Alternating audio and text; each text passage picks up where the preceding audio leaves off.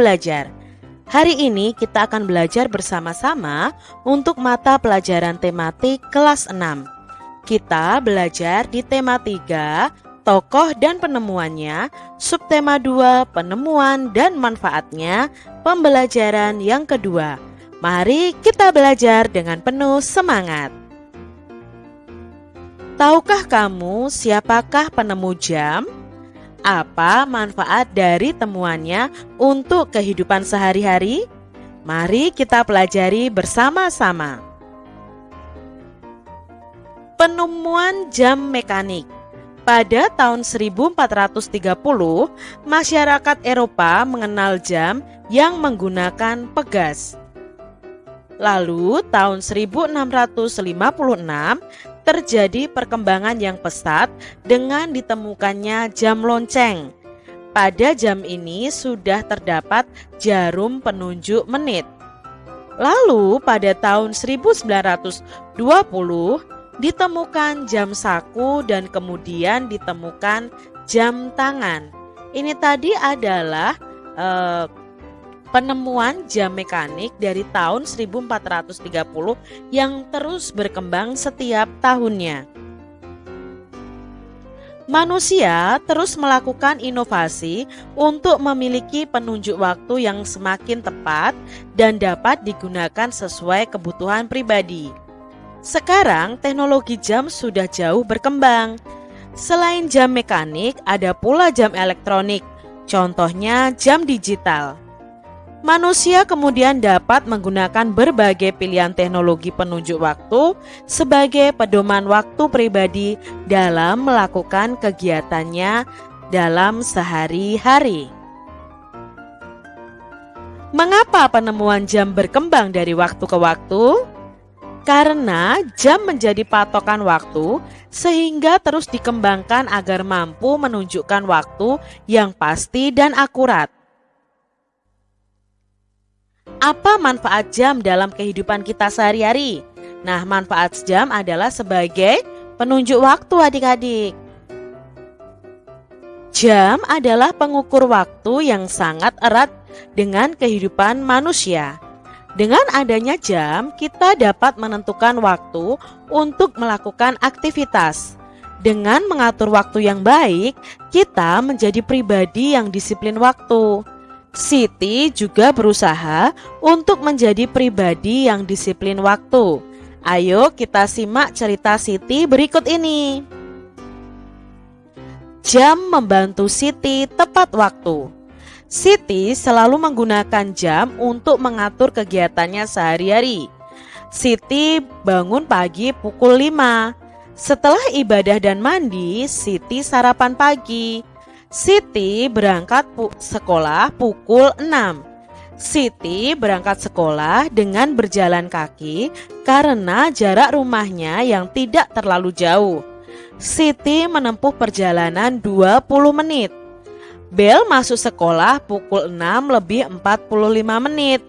Siti hampir tidak pernah terlambat untuk datang ke sekolah. Ia berusaha untuk disiplin datang tepat waktu ke sekolah. Siti pulang sekolah pukul 14 atau pukul 2 siang. Ia langsung pulang ke rumah. Sesampainya di rumah, Siti istirahat. Pukul 16 atau pukul 4 sore, Siti mandi. Setelah ibadah dan makan malam, Siti pun belajar. Ia belajar pukul 19 atau pukul 7 malam sampai pukul 20.30 atau pukul setengah 9. Ia mengerjakan PR, belajar untuk materi esok hari atau belajar untuk persiapan tes. Siti juga mengumpulkan tugas-tugasnya tepat waktu. Siti melakukan kegiatan sehari-harinya dengan teratur. Ia belajar menjadi pribadi yang disiplin terhadap waktu. Adik-adik semuanya, apakah kalian seperti Siti yang disiplin terhadap waktu? Nah, Kak Citra berharap mulai sekarang kalian itu disiplin terhadap waktu kalian. Jadi kalian bisa membuat jadwal kegiatan kalian sehari-hari dan menentukan jamnya adik-adik. Dari bacaan tadi, hal baik apa yang sudah dilakukan Siti? Ya, Siti mengatur kegiatannya dengan teratur. Lalu, apakah Siti mengatur waktunya dengan teratur? Iya, Siti telah mengatur waktunya dengan teratur. Mengapa Siti mengatur waktunya dengan teratur, adik-adik? Karena Siti ini ingin menjadi pribadi yang disiplin terhadap waktu, supaya kegiatannya tertata dengan rapi. Apa manfaat yang Siti dapatkan ketika ia mengatur waktunya dengan teratur? Nah, Siti akan mendapatkan apa? Tidak pernah datang terlambat ke sekolah, tidak pernah terlambat mengumpulkan tugas sekolah, sehingga nilainya terus meningkat. Jadi sangat bermanfaat untuk Siti, adik-adik. Menurutmu, apakah Siti adalah pelajar yang baik? Menurut Kak Citra, Siti ini pelajar yang baik karena sebagai pelajar, Siti ini telah melaksanakan kewajibannya dengan baik dan teratur. Apakah Siti melaksanakan kewajibannya sebagai pelajar? Mengapa? Nah, iya, karena Siti sudah melaksanakan kewajibannya sebagai pelajar. Karena hal itu wajib demi mencapai cita-cita Siti. Contohnya mengerjakan PR, belajar untuk materi esok hari, atau belajar untuk persiapan tes, serta mengumpulkan tugas tepat waktu. Adik-adik semuanya, datang ke sekolah dan mengumpulkan tugas tepat waktu adalah kewajiban seorang pelajar. Mengapa hal tersebut merupakan kewajiban? Jadi kewajiban adalah sesuatu hal yang harus kita lakukan. Nah, apa dampaknya ketika kita tidak melakukannya? Siapa saja yang akan kita rugikan saat kita tidak mengerjakan tugas tepat waktu dan datang terlambat ke sekolah? Tentunya yang akan dirugikan adalah diri kita sendiri juga, adik-adik. Nah, di sini ada tabel tentang datang ke sekolah tepat waktu dan mengumpulkan tugas tepat waktu. Nah, datang ke sekolah tepat waktu. Hal ini termasuk kewajiban karena merupakan peraturan sekolah yang harus kita taati. Nah, jika kita langgar untuk datang ke sekolah tepat waktu ini, maka kita akan mendapatkan hukuman. Nilai sikap kita akan kurang, adik-adik. Lalu yang dirugikan siapa? Ya, yang dirugikan adalah diri sendiri dan orang tua. Lalu untuk mengumpulkan tugas tepat waktu, hal ini juga termasuk kewajiban karena di dalam sistem pendidikan terdapat target materi yang harus dicapai dalam waktu tertentu. Jika kita melanggarnya, yang pertama pastinya akan ketinggalan pelajaran, nilai tugas akan dikurangi atau bahkan tidak mendapatkan nilai. Tugas kita akan menjadi menumpuk, adik-adik. Lalu yang dirugikan siapa? Ya, diri sendiri dan orang tua. Nah, tabel ini Kak Citra ambil dari coachro.blogspot.com. Kalian bisa kunjungi ya ke blog berikut. Tulislah contoh-contoh kewajibanmu. Nah, di sini Kak Citra punya tabel juga yang Kak Citra ambil dari coachro.blogspot.com. Itu kewajiban kita di rumah, di sekolah, dan di masyarakat. Di rumah contohnya kewajiban kita belajar, membantu orang tua, menjaga kerukunan antar anggota keluarga, menjaga kebersihan. Lalu di sekolah kewajiban kita datang tepat waktu, mengumpulkan tugas tepat waktu, patuh terhadap guru, menjaga kerukunan dengan teman. Lalu kewajiban kita di masyarakat adalah mengikuti kegiatan kerja bakti, menjaga kerukunan dengan tetangga, menjaga kebersihan lingkungan, dan tidak merusak fasilitas umum. Itulah kewajiban kita di rumah, di sekolah, dan kita semua pasti sudah mengenal lampu lalu lintas, adik-adik. Ya, kalian tahu kan lampu lalu lintas? Kita sering melihat lampu lalu lintas di perempatan atau persimpangan jalan.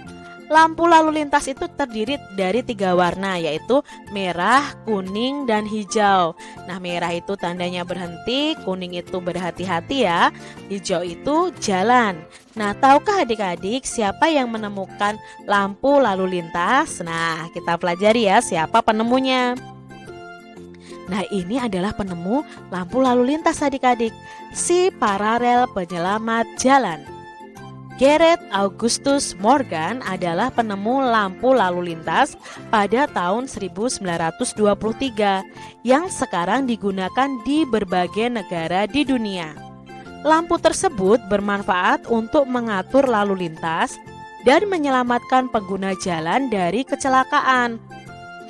Morgan, seorang warga Amerika berkulit hitam yang peduli dengan keselamatan orang lain.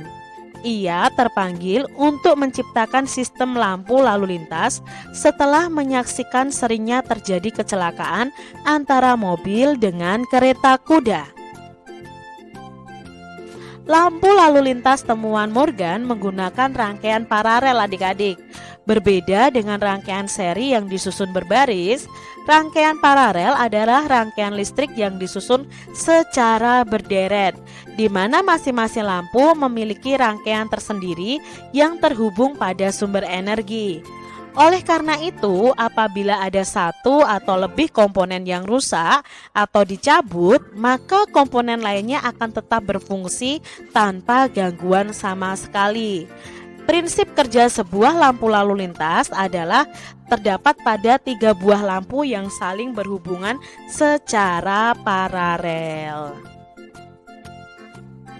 Sungguh mulia tujuan Morgan menciptakan lampu lalu lintas. Dapat dibayangkan adik-adik jika tidak ada lampu lalu lintas di jalur jalan raya yang ramai. Sebuah penemuan yang baik tentunya akan memberikan manfaat bagi banyak orang. Nah, itu tadi kisah tentang penemuan lampu lalu lintas adik-adik. Nah, dalam bacaan ini termasuk dalam teks eksplanasi ilmiah adik-adik. Tentunya adik-adik masih ingat ya teks eksplanasi ilmiah. Nah, teks ini menjelaskan bagaimana penemuan lampu lalu lintas. Nah, teks eksplanasi itu terdiri dari topik masalah, deretan penjelas, lalu kesimpulan. Nah, di sini ada 3 paragraf yang masing-masing paragraf itu mewakili dari teks eksplanasi tersebut. Paragraf pertama itu berisi tentang topik masalah. Nah, topik masalahnya adalah Gareth Augustus Morgan adalah penemu lampu lalu lintas. Lalu untuk paragraf kedua itu berisi deret penjelas. Penjelasnya adalah lampu lalu lintas temuan Morgan itu menggunakan rangkaian paralel yang disusun secara berderet. Jadi jika salah satu komponennya rusak, maka komponen lainnya akan tetap berfungsi karena masing-masing lampu terhubung dengan sumber energi. Lalu untuk kesimpulannya atau pesan atau pendapat pribadi dari penulisnya adalah tujuan Morgan sangat mulia karena lampu lalu lintas ciptaannya itu bermanfaat bagi banyak orang di jalan raya. Itu tadi penjelasan tentang teks eksplanasi pada bacaan tersebut. Sebelumnya kita telah belajar tentang manfaat dari penemuan lampu lalu lintas. Apakah kamu masih ingat? Tentu, aku masih ingat. Apakah kamu tahu cara kerja lampu lalu lintas? Ayo kita membuat lampu lalu lintas sederhana secara berkelompok. Nah, adik-adik kalian akan belajar membuat lampu lalu lintas sederhana secara berkelompok dengan teman-teman kalian. Amati bahan-bahan yang diperlukan untuk membuat lampu lalu lintas sederhana. Bacalah dengan teliti petunjuk pembuatannya. Nah, ini ya alat-alat yang kita perlukan adik-adik. Yang bahan yang kita perlukan adalah kardus bekas sepatu, lalu 3 buah bola lampu kecil, 3 buah baterai tegangan 1,5 volt, lalu 3 buah saklar, 3 buah dudukan bola lampu, lalu kabel ukuran sedang dengan panjang kurang lebih 2 meter, 1 buah kantong plastik atau kertas transparan yang berwarna merah, kuning, dan hijau. Alat yang dibutuhkan adalah gunting kecil dan isolasi plastik. Nah, langkah kerjanya, siapkan kardusnya. Biarkan bagian belakangnya itu terbuka adik-adik. Buatlah 3 lubang berbentuk lingkaran seperti ini. Buat sekat pembatas antara setiap lubang. akan terdapat 2 sekat ya adik-adik ya. Tutup lubang menggunakan kertas warna merah, kuning, dan hijau. Buat rangkaian listrik paralel menggunakan 3 bola lampu. Setiap lampu akan berada pada sekat di setiap lubangnya. Pastikan rangkaian telah bekerja baik. Lampu telah menyala. Posisikan rangkaian baterai dan saklar di dalam kardus atau menggunakan tatakan di bagian luar kardus. Nah, jika disusun itu seperti ini adik-adik. Jadi saklarnya ada 3, baterainya juga ada 3, lampunya juga ada 3 karena tadi mewakili warna merah, kuning, hijau. Ini gambarnya Kak Citra ambil dari khosrow.blogspot.com. Nah, lalu ini adik-adik rangkaian dari lampu lalu lintas sederhana yang kita buat. Jadi nanti kalian cari video bagaimana merangkai ini, minta bantuan orang tua kalian untuk merangkai lampu lalu lintas sederhana. Rangkaian lampu lalu lintas terdiri dari 3 rangkaian, yaitu rangkaian lampu pertama yaitu merah, lampu kedua kuning, lampu ketiga hijau. Ketiga rangkaian tersebut langsung terhubung dengan baterai, sehingga jika salah satu atau lebih rangkaian dimatikan atau rusak, tidak akan mempengaruhi rangkaian lain karena disusun secara paralel.